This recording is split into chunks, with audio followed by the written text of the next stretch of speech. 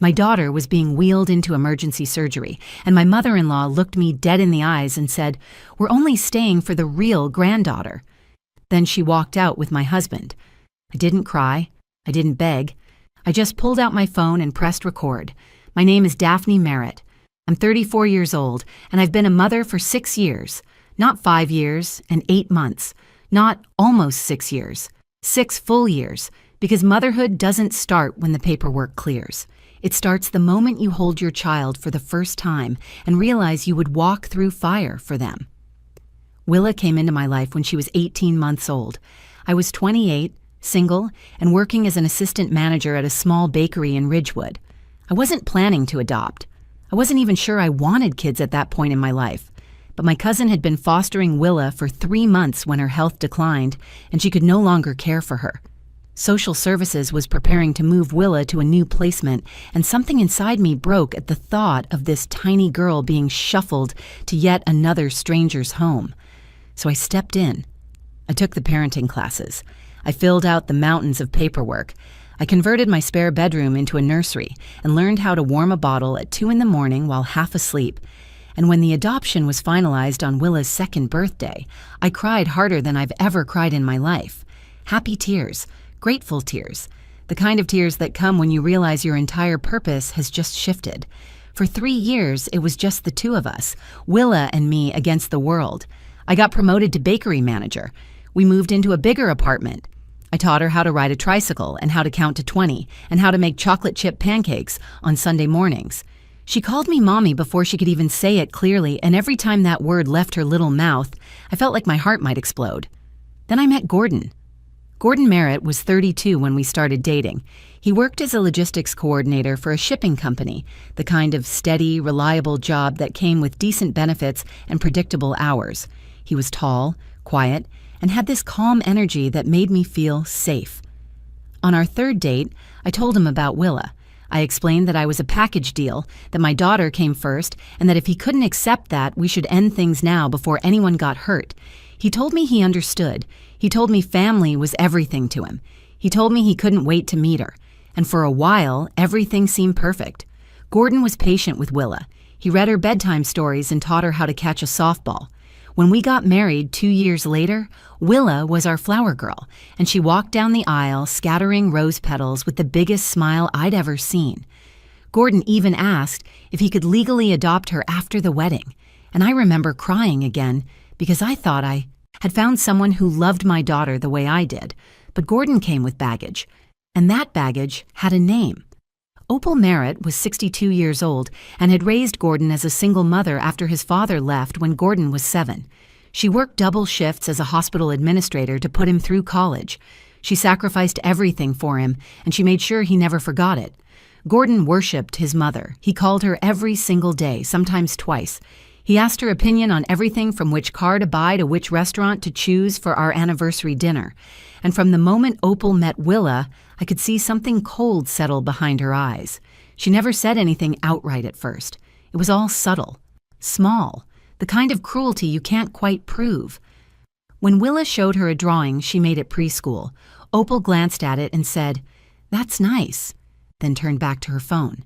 When Willa tried to hug her, Opal would stiffen and pat her on the head like she was an unfamiliar dog.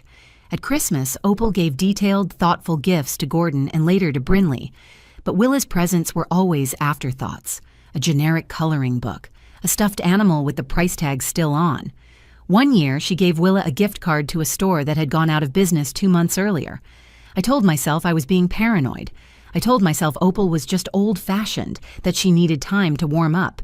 Gordon always defended her. "That's just how Mom is," he would say. "She doesn't mean anything by it." But I saw how Willa's face fell every time Opal looked past her. I saw how my daughter started hesitating before speaking to her grandmother, like she was bracing for rejection. And I saw how everything changed when Brinley was born. Brinley arrived 3 years into our marriage. She was perfect and healthy and had Gordon's eyes. And from the moment Opal held her in the hospital, something shifted in the family dynamic that I could never undo. Suddenly, Opal was involved. She wanted to babysit.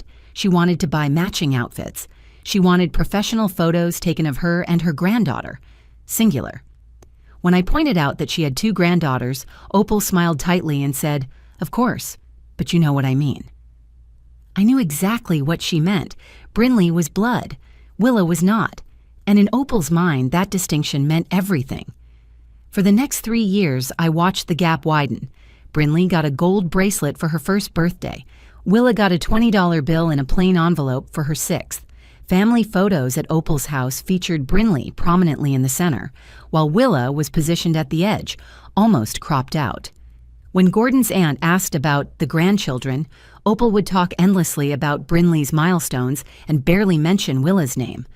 I fought back in small ways. I made sure Willa knew she was loved. I threw her elaborate birthday parties. I told her every single day that she was my daughter, my heart, my everything. But I couldn't force Opal to love her, and I couldn't force Gordon to stand up to his mother. That brings us to the day everything shattered. It was a Saturday morning, and we were supposed to have brunch at Opal's house, a family tradition she insisted on every other weekend. Willa had been complaining about her stomach since she woke up, but I assumed it was just nerves. She always got anxious before visits to Grandma's house. By 10 o'clock, her complaints had turned to tears. By 11, she was doubled over on the bathroom floor, burning with fever. I knew something was seriously wrong. I told Gordon we needed to go to the emergency room immediately. He called Opal to cancel brunch, and of course, she insisted on meeting us at the hospital. She brought Brinley along because she had been watching her that morning. The emergency room at Ridgewood Memorial was crowded and loud, but they took one look at Willa and rushed her to the front of the line. The doctor examined her and ordered immediate imaging. 20 minutes later, he came back with a grim expression. Acute appendicitis. Signs of rupture. She needed emergency surgery within the hour. I felt the floor tilt beneath me. My baby girl was about to be cut open, and there was nothing I could do but sign consent forms and pray. They let me walk beside her gurney as they wheeled her toward the operating room. Willa was pale and scared, her small hand gripping mine so tightly I could feel her pulse racing against my palm. "Mommy," she whispered, her voice thin with pain, "will you be here when I wake up?" I leaned down and kissed her forehead. "I will never leave you," I told her. "I promise. When you open your eyes, I'll be right there." She nodded, trusting me completely, and then the double doors swung closed between us. I stood there for a long moment, staring at those doors, trying to hold myself together. When I finally turned around, I saw Opal pulling Gordon aside near the vending machines. They were speaking in low voices, but the waiting room was quiet enough that I could hear every word. "Gordon, there's no reason for all of us to sit here for hours," Opal was saying. "Brinley is tired and hungry. Let's take her home and get her settled." "Mom, Willa's having surgery," Gordon replied. "We should stay and support Daphne." Opal shook her head impatiently. "That child is not your blood. Brinley is your daughter, your real daughter. She needs you more than Daphne does right now. Daphne can handle this on her own. Willa was her project before you came along." Project. She called my daughter a project. Like Willa was a hobby I picked up instead of a human being I had raised and loved for 6 years. I watched Gordon's face. I watched him hesitate. I watched him glance at Brinley sleeping in her carrier, then at the operating room doors, then at his mother, and I watched him make his choice. He walked over to me with that apologetic look I'd seen 100 times before, the look that meant he was about to disappoint me but wanted me to forgive him anyway. "Daff, maybe Mom's right," he said quietly. "Brinley's getting fussy. She missed her nap. We'll take her home and come back as soon as the surgery's done. A few hours, tops." I stared at him. My daughter was on an operating table. Her appendix had ruptured. She could die on that table, and my husband was worried about a missed nap. "Fine," I said. My voice came out flat and cold, but inside I was screaming. "Go." Opal picked up Brinley's carrier and walked toward the exit without looking at me. But just before she reached the door, she turned back. And what she said next will stay with me for the rest of my life. "We're only staying for the real granddaughter," she said calmly. "And since she's coming with us, there's no point in waiting." Then she walked out, and Gordon followed her. I stood alone in that waiting room, watching the doors close behind them. For a moment, I couldn't breathe. The fluorescent lights buzzed overhead. A television in the corner played a muted news broadcast. Somewhere down the hall, a child was crying. But I didn't cry, I didn't scream, I didn't chase after them and beg. Instead, I sat down in a hard plastic chair, pulled out my phone, and opened the camera. I turned it to face me, pressed the red button, and started talking. Because if they were going to pretend my daughter didn't matter, I was going to make sure they never forgot this moment. I was going to make sure they saw exactly who they were. The pediatric emergency room at Ridgewood Memorial Hospital smelled like antiseptic and stale coffee. It was 2:47 on a Saturday afternoon, and I was sitting in a plastic chair that had probably held 1,000 other terrified parents before me. The waiting room was nearly empty now, just me, a vending machine humming in the corner, and the muffled sounds of medical equipment beeping somewhere down the hall. I kept staring at the double doors where they had taken Willa. Every time they swung open, my heart jumped into my throat, hoping it was someone with news. But it was always a nurse heading somewhere else, or a technician pushing an empty wheelchair, or a janitor mopping floors that were already clean. My hands were shaking. I pressed them flat against my thighs to make them stop, but the trembling just moved up into my shoulders, my chest, my jaw. I was holding myself together with nothing but willpower and the promise I had made to my daughter. This morning had started so normally. That was the cruelest part. Willa had woken up complaining that her tummy hurt, but she often said that before visits to Opal's house. I had learned to recognize her anxiety symptoms over the years, the stomach aches, the quiet withdrawal, the way she would suddenly become very interested in her shoes whenever her grandmother entered the room. I gave her some ginger ale and told her she would feel better. After breakfast, she managed half a piece of toast before pushing her plate away and curling up on the couch. By 10 o'clock, she was crying. By 11, she could barely stand. When I touched her forehead and felt the heat radiating off her skin, I knew this was not anxiety. This was something much worse. Gordon drove us to the hospital while I sat in the back seat with Willa's head in my lap. She was whimpering softly, her small body rigid with pain. I stroked her hair and told her everything was going to be okay, even though I had no idea if that was true. I just kept talking because the silence was unbearable and because I needed her to know I was there. The emergency room staff moved fast. One look at Willa's distended abdomen, and they had her on a gurney and heading for imaging before I could finish filling out the intake forms. The doctor who examined her was young, maybe early 30s, with kind eyes and a calm voice that did nothing to slow my racing heart. "Mrs. Merritt, your daughter has acute appendicitis," he told me. "The imaging shows signs that it may have already ruptured. We need to operate immediately to prevent further complications." Ruptured. The word hit me like a punch to the stomach. I knew enough about medicine to understand what that meant. Infection, sepsis. The possibility that my 7-year-old daughter might not survive a condition that should have been routine. "How did I miss this?" I asked, my voice cracking. "She only started complaining this morning. I thought it was just nerves." The doctor shook his head gently. "Appendicitis can progress very quickly, especially in children. You got her here in time. That's what matters." But I did not feel like I had done anything right. I felt like I had failed her by not recognizing the signs sooner. I felt like every minute I had wasted making her eat breakfast or waiting to see if she felt better was a minute that could have cost her life. They let me walk with her to the operating room doors. The hallway seemed endless, fluorescent lights flickering overhead, the wheels of the gurney squeaking against the polished floor. Willa was pale and small beneath the white hospital blanket. An IV line snaked from her arm to a bag of clear fluid hanging on a metal pole. She looked so fragile, so young, so completely dependent on strangers to save her life. She reached for my hand, and I took it. Her fingers were cold and trembling. "Mommy, I'm scared." I leaned down so my face was close to hers. "I know, sweetheart, but these doctors are going to take such good care of you. And when you wake up, I'm going to be right there waiting, I promise." "You won't leave?" "I will never leave you, Willa. Not ever."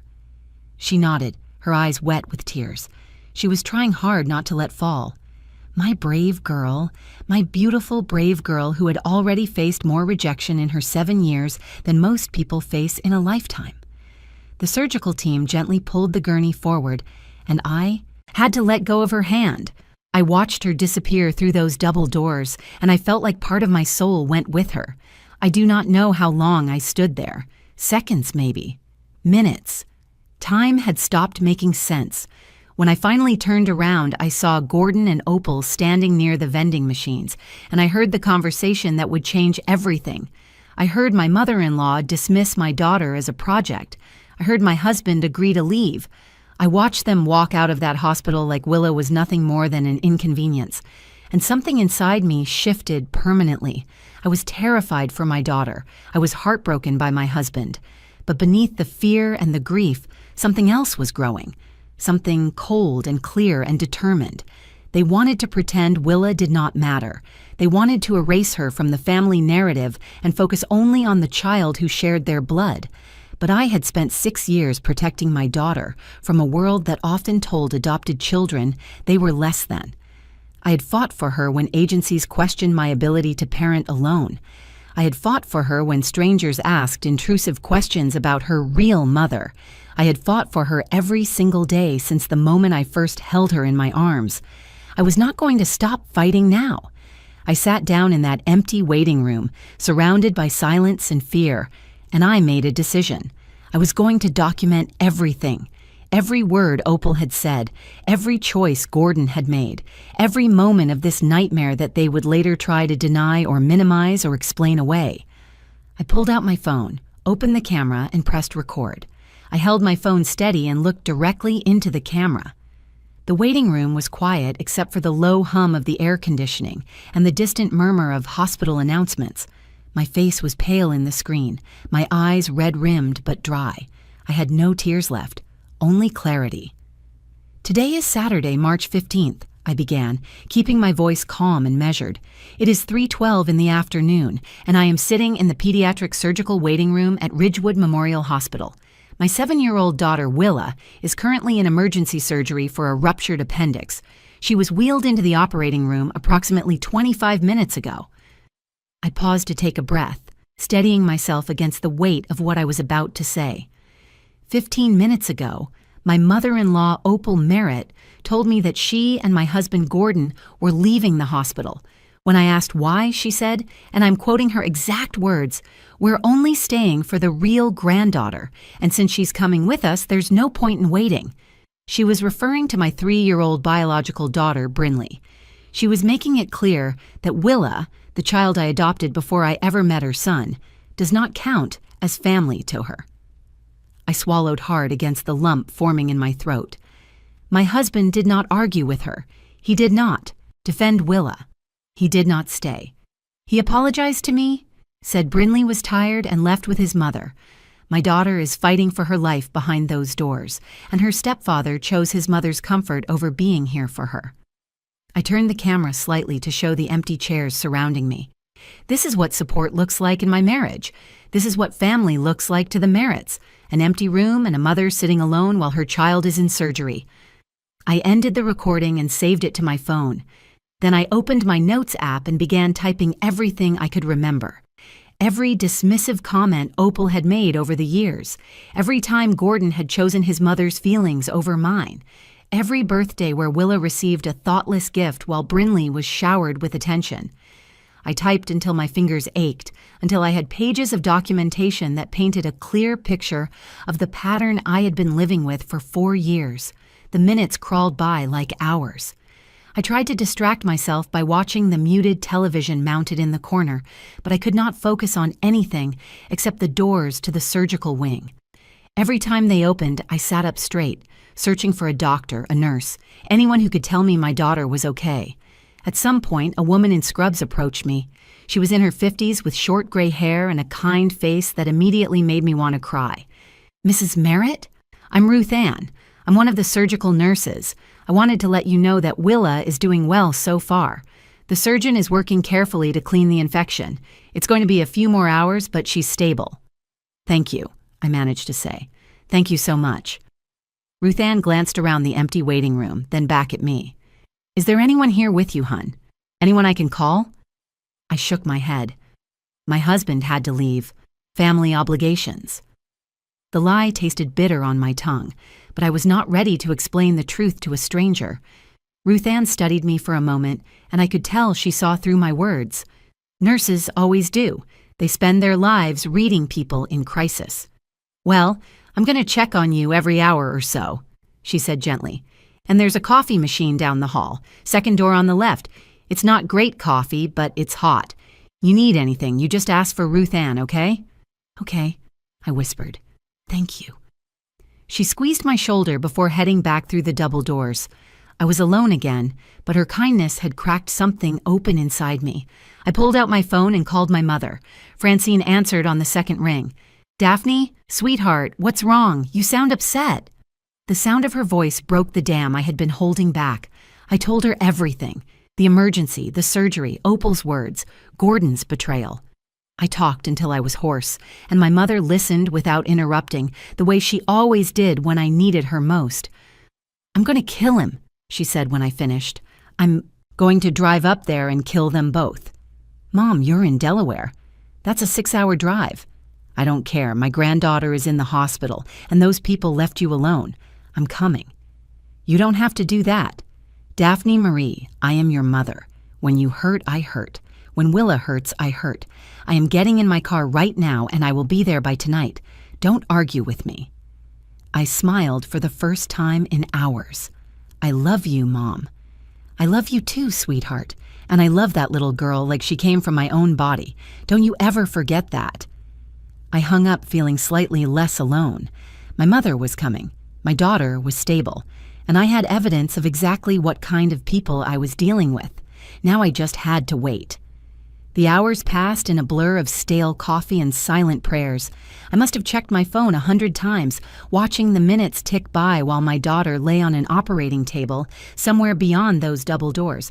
Ruth Ann came by twice more to update me, each time assuring me that Willa was holding strong and the surgical team was making good progress. At 5:47 in the evening, the surgeon finally emerged. Dr. Callahan was a tall woman with silver streaks in her dark hair and steady hands that had just saved my daughter's life. She pulled down her surgical mask as she approached me, and I searched her face desperately for any sign of bad news. Mrs. Merritt, Willa came through the surgery beautifully, she said, and I felt my entire body sag with relief. The appendix had ruptured, but we were able to remove it and clean out the infection before it spread further. She's going to need IV antibiotics for a few days and close monitoring, but I expect her to make a full recovery. I pressed my hand over my mouth to stifle the sob that escaped. Can I see her? She's being moved to the pediatric recovery unit now. Give us about 20 minutes to get her settled, and then a nurse will come get you.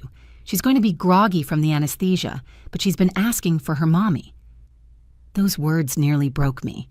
My brave little girl, waking up from surgery with only one thought on her mind. She wanted her mother, and unlike everyone else in her life, I had kept my promise. I was still here. I thanked Dr. Callahan profusely, shaking her hand and fighting back tears. After she left, I collapsed into my chair and let myself cry. Not from sadness this time, but from overwhelming gratitude and exhaustion and the release of hours of suffocating fear. Willa was going to be okay. My baby was going to live. I pulled out my phone and texted my mother the good news. She responded immediately, telling me she was already past the Pennsylvania border and would be at the hospital by 9 o'clock. Then I sat in the quiet waiting room and let myself breathe for the first time since this nightmare began. 20 minutes later, a young nurse led me to Willa's room in the pediatric unit. The hallway was painted with cheerful murals of cartoon animals, a stark contrast to the sterile environment of the surgical wing. When we reached room 412, the nurse opened the door softly and gestured for me to enter. Willa was lying in a hospital bed that seemed far too big for her small body. Tubes and wires connected her to machines that beeped and hummed with reassuring steadiness. Her face was pale, her eyes half closed, but when she heard my footsteps, she turned her head and smiled weakly. "Mommy," she whispered, "you stayed." I rushed to her bedside and took her hand, careful not to disturb the IV line taped to her wrist. "I told you I would never leave. I meant it. My tummy hurts." "I know, sweetheart. The doctors fixed what was making you sick, but it's going to be sore for a little while. They're giving you medicine to help with the pain." Willa nodded slowly, her eyelids drooping. Where's Daddy? The question hit me like a knife to the chest. I had known it was coming, but that did not make it any easier to answer. Daddy had to take Brinley home, I said carefully, but he's going to come back soon to see you. And Grandma? Grandma went home too. Willa was quiet for a moment. Even through the fog of anesthesia, I could see her processing this information, could see the old familiar hurt settling into her features. Grandma doesn't like me very much, she said softly. Does she? My heart shattered into 1,000 pieces. 7 years old, and she already understood what the adults in her life refused to acknowledge. She had felt Opal's coldness. She had absorbed every dismissive glance, every thoughtless gift, every moment of being treated as less than. I squeezed her hand gently. Willa, I need you to listen to me. You are loved. You are wanted. You are my daughter, and nothing in this world will ever change that. Some people have small hearts that can only hold so much love. That's their problem, not yours. Do you understand? She nodded, a single tear sliding down her cheek. I understand, Mommy. Good. Now I want you to rest. I'm going to be right here in this chair all night. When you wake up, I'll still be here. I promise. Okay, she murmured, her eyes finally closing. Within minutes, she was asleep. I watched her chest rise and fall in steady rhythm, listened to the beeping of the heart monitor, and felt something settle inside me. A certainty. A resolve. I looked at my phone, at the video I had recorded and the pages of notes I had typed. Gordon and Opal would come back eventually. They would walk into this room expecting everything to return to normal, expecting me to forgive and forget, the way I always had before. But this time would be different. This time, I was ready. At 9:34 in the evening, my mother arrived. Francine burst into Willa's hospital room like a woman on a mission, her silver hair windswept from the drive and her eyes blazing with protective fury. She hugged me so tightly I could barely breathe, then immediately moved to Willa's bedside and kissed her sleeping granddaughter's forehead. That beautiful girl, she whispered, my beautiful grandbaby. We sat together in the dim room, talking in hushed voices while Willa slept. I told my mother everything again, showed her the video, let her read through my notes. Her face grew harder with every word. I never liked that woman, Francine said quietly. From the moment I met Opal at your wedding, I knew she was trouble. The way she looked at Willa like she was an inconvenience. The way Gordon jumped every time his mother snapped her fingers. I should have said something years ago. I kept hoping it would get better, I admitted. I thought if I was patient enough, kind enough, accommodating enough, eventually Opal would accept Willa. Eventually Gordon would stand up for our family. Some people don't change, sweetheart. They just get better at hiding who they really are. At 10:17, my phone buzzed with a text from Gordon. Surgery done? Heading back to hospital now? Mom is coming too. I stared at the message for a long moment. 6 hours. They had been gone for 6 hours while my daughter fought for her life, and now they were coming back like nothing had happened, expecting to resume their places in our family as if they had not abandoned us when we needed them most. They're on their way, I told my mother. Francine's eyes narrowed. Good. I have a few things I'd like to say to that woman. Mom, please, let me handle this. She looked at me for a long moment, then nodded reluctantly. Fine, but I'm staying in this room. And if that woman says one wrong word to my granddaughter, all bets are off. 20 minutes later, Gordon walked through the door. He was carrying a stuffed teddy bear from the hospital gift shop and wearing the expression of a man who knew he was in trouble, but hoped charm might save him. Opal followed close behind, her face arranged in a careful mask of concern that did not reach her eyes. How is she? Gordon asked, moving toward Willa's bed. The doctor said everything went well. She's stable, I replied, my voice flat. No thanks to you. Gordon flinched. Daphne, I know you're upset, but Brinley was exhausted and Mom thought it would be better to... Stop. I held up my hand. I don't want to hear excuses. Not right now. Opal cleared her throat. Daphne, there's no need to be dramatic. The child is fine. Everything worked out. I felt my mother stiffen beside me, but I kept my focus on Opal. That word. Child. Not Willa. Not your granddaughter. Just the child. like she was discussing a stranger's kid. "Sit down," I said calmly. "Both of you. There's something I want you to see." Gordon exchanged a confused glance with his mother, but they both sat in the chairs near the window. I pulled out my phone, opened the video I had recorded in the waiting room, and handed it to Gordon. "Press play." He did. I watched his face as my voice filled the quiet room, recounting Opal's exact words. "We're only staying for the real granddaughter." His expression shifted from confusion to discomfort to something approaching shame. Beside him, Opal's mask cracked. Her cheeks flushed red, and her lips pressed into a thin, furious line. "You recorded me," she hissed. "That's a complete violation of my privacy. You had no right to—" "I recorded the truth," I interrupted. "That's all." Gordon handed the phone back to me, his hand trembling slightly. "Daphne, I don't know what to say. I didn't realize how it sounded. Mom was just trying to help with Brinley, and I thought—" "You thought wrong." I stood up and positioned myself between them and Willa's bed, a barrier protecting my daughter, even in her sleep. "Here's what's going to happen. I'm taking Willa home when she's released. You can come with us, Gordon, or you can go with your mother. But if you come with us, things change. Permanently." "What do you mean?" "I mean, Willa is our daughter. Not my project, not my baggage, our daughter. And if your mother can't treat her like family, then your mother doesn't get to be part of our family anymore. No more Sunday brunches, no more holidays, no more pretending everything is fine while she makes my child feel worthless." Opal shot to her feet. "Gordon, are you going to let her speak to me this way? After everything I've sacrificed for you?" Gordon looked at his mother, then at me, then at Willa, small and pale in her hospital bed. And for the first time in our marriage, I saw him truly see his daughter. Not his stepdaughter, not Daphne's project, his daughter. "Mom," he said quietly, "she's right. I should have stayed." Opal's face contorted with disbelief. She stared at her son like he had just spoken a foreign language, like the words coming out of his mouth could not possibly be real. "Gordon, you can't be serious," she said, her voice sharp with desperation. "This woman is manipulating you. She recorded me without my consent. She's trying to turn you against your own mother." Gordon shook his head slowly. "No, Mom. She's trying to protect her daughter, our daughter, and I should have been doing the same thing all along. That girl is not your daughter. She never was. Blood is what makes a family, Gordon. Blood is what matters." My mother stood up from her chair, unable to stay silent any longer. "With all due respect, Opal, that's the most ignorant thing I've ever heard. I've watched Daphne raise Willa since she was a baby.